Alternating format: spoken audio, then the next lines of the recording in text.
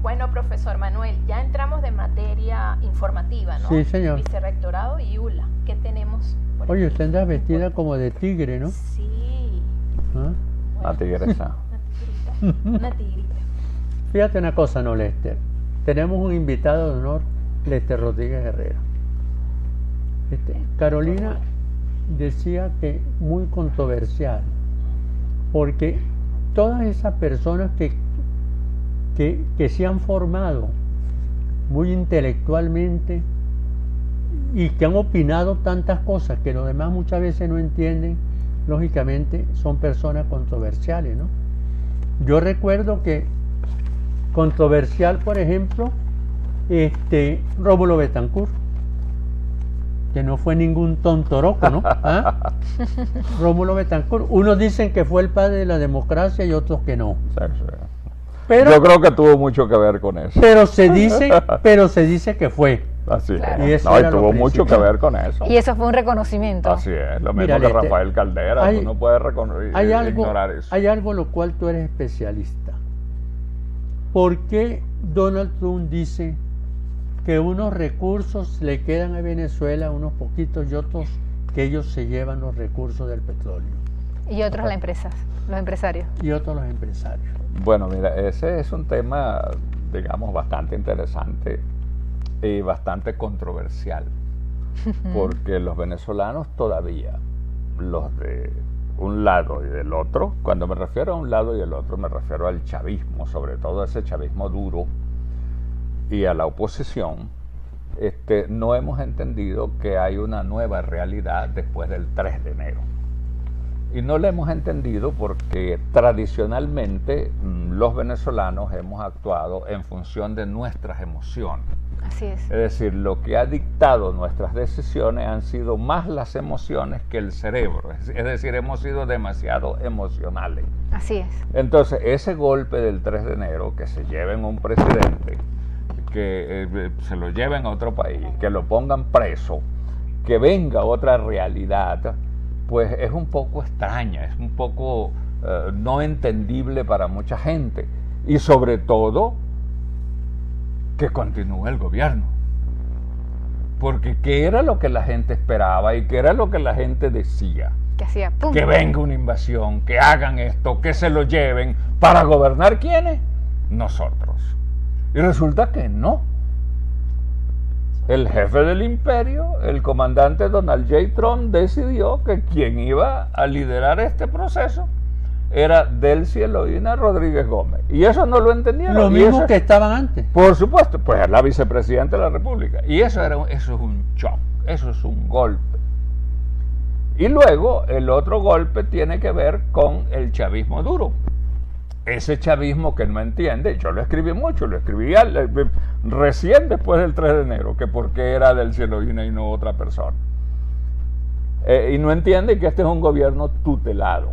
Obvio. Yo recuerdo que en una reunión dije, donde habían chavistas y opositores, que este era un gobierno tutelado y por poco me caen encima, porque no podían entender que el gobierno estaba tutelado. Claro. Así Porque, es. pero chico, ¿cómo va a entender alguien de un chavismo duro que el gobierno está tutelado por el imperio mismo con quien peleó toda la vida, por lo menos desde el micrófono? Eso es difícil de entender, difícil Obvio. de comprender por esa situación cerebral que se tiene. Sí, bueno, por ¿verdad? poco me caen encima y por poco me comen vivo, pero como yo siempre digo lo que siento y además en función de los hechos, pues no tengo problema en decir eso. Claro.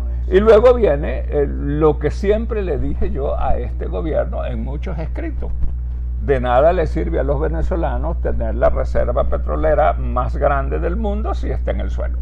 Así es. Si no lo puedes sacar, si no lo puedes convertir en dólares, si no lo puedes convertir en beneficio para la población. No, nunca hicieron caso.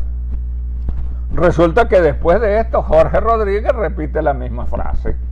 que de nada sirve tener la reserva petrolera más grande del mundo en el suelo, en el subsuelo.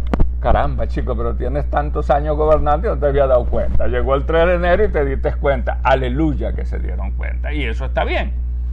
Lo otra cosa que no se dieron cuenta, porque es duro, porque tu pregunta es muy interesante y amerita esta explicación, es duro de entender, es duro de tragar, es que todas las riquezas que están en el subsuelo venezolano son de los venezolanos, son nuestras. Así es. Y esas riquezas las administra el Estado por intermedio de la compañía. En este caso estamos hablando del petróleo, estamos hablando del petróleo de Venezuela, porque la pregunta tiene que ver con el petróleo. Entonces hubo que modificar la ley de hidrocarburos. Y se modificó la ley de hidrocarburos. Yo estuve de acuerdo con esa modificación. Yo asistí a reuniones para esa modificación, porque yo no soy estúpido. Porque hay gente que solo se reúne con su misma gente. Y como solo se reúne con su misma gente, es como el que solamente ve Globovisión. Cuando era fuerte Globovisión, no sé si lo recuerdan, Sí. pues salía enfermo de Globovisión. O solamente veía Venezolana de Solamente Televisión. tenía una sola visión. Salía enfermo de Venezolana de Televisión porque solamente tenía una sola visión, como estos caballos que le ponen gringo. Así es. Entonces hay mucha gente con gringola. Entonces yo estuve de acuerdo con esa reforma porque sabía lo que esa reforma podía permitir. Y además sabía lo que pasaba. Porque la otra cosa es que tú opines sin conocimiento y la otra cosa es que opines conociendo qué es lo que pasa. A Petróleos de Venezuela, con la ley antes de la reforma, era quien vendía el petróleo, era quien por intermedio de compañías y asociaciones sacaba el petróleo y luego le pagaba a las compañías. Y resulta que se fue haciendo una deuda grande porque Petróleos de Venezuela no le pagaba a las compañías. Entonces esta nueva ley permite que las compañías extranjeras inclusive saquen el petróleo, comercialicen el petróleo ellas mismas, y le den su parte al Estado. Resulta que en esta tutela que se tiene y en esta guerra de Irán, Israel y los Estados Unidos, que ya tiene más tiempo del que pensaron los guerreros, porque pensaron que esto iba a ser igual que Maduro, que iba a llegar un helicóptero, que se lo iban a llevar, que iban a matar a Jamenei, que aquí no iba a pasar más nada, que los tipos se iban a rendir, y resulta que mira dónde vamos. Eso cuesta millones de dólares. Entonces, como eso cuesta millones de dólares, el gobierno americano, que produce 20 millones de barriles diarios, pero que consume 13,5 millones de barriles diarios, pero que además los produce por fracking, donde los pozos petroleros se agotan más rápido, Sí. en 10 años van a estar agotados, no van a tener petróleo.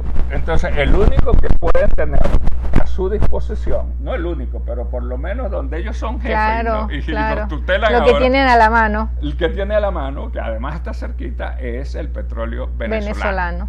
Por lo tanto, le pusieron la mano al petróleo venezolano y ellos son los que comercializan el petróleo, venden el Y ellos petróleo. aseguraron. Por supuesto, aseguran los mercados, aseguran su consumo, porque además el petróleo nuestro es pesado y produce mucho de los componentes que ellos necesitan, que no es solamente gasolina, porque la gasolina la hacen con su petróleo de fracking, pero todo este componente pesado para el invierno. No sé si ustedes recuerdan que hace poco la mitad de los estados de los Estados Unidos estaba bajo la nieve y eso requería combustible pesado. Bueno, ahí está el petróleo venezolano para hacer eso. Por lo tanto, esta es una asociación ganar-ganar, pero hay que entender eso. Hay que comprender eso. Si tú no comprendes eso, Manuel, que esta es una nueva realidad, que las cosas cambiaron, y tú sigues emocionalmente y actuando emocionalmente, tú no vas a entender lo que está pasando. Es como el que está lloviendo, se está mojando y niega que está lloviendo. Yo conozco gente así. Pero le toca una muy pequeña parte de eso no. del Estado venezolano. No. Que es la preocupación que hay y la crítica. No, la crítica es porque recuerda que estamos en la sociedad